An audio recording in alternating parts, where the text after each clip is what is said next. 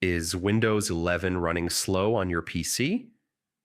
Maybe apps take forever to open or everything just feels laggy? Yeah, you're definitely not alone. The good news is most Windows 11 slowdowns are caused by settings you can fix in just a few minutes. In this step-by-step guide, I'll show you exactly how to make Windows 11 faster without installing complicated software. Let's start. First, restart your computer and check for updates. Windows updates often include performance fixes and stability improvements. Open Settings, go to Windows Update, and select Check for Updates. One major reason Windows 11 feels slow is too many startup apps running the moment your PC turns on. Open Task Manager, switch to Startup Apps, and disable anything you don't need immediately. Next, let's reduce background activity. Some apps keep running even when you're not using them.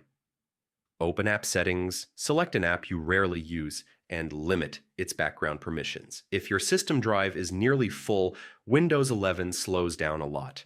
Go to Storage Settings and remove temporary files, recycle bin items, and large unused downloads.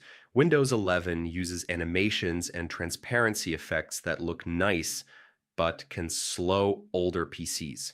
Search for Performance Settings and choose Adjust for Best Performance. Your power settings also affect speed.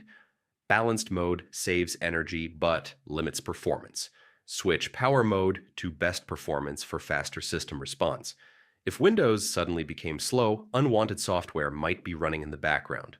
Open Windows Security and run a quick scan to remove threats.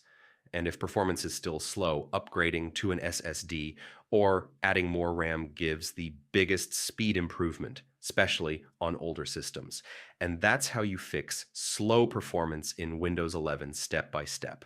After these changes, your PC should feel smoother, faster, and way more responsive. If this guide helped you out, stick around for more simple Windows tips.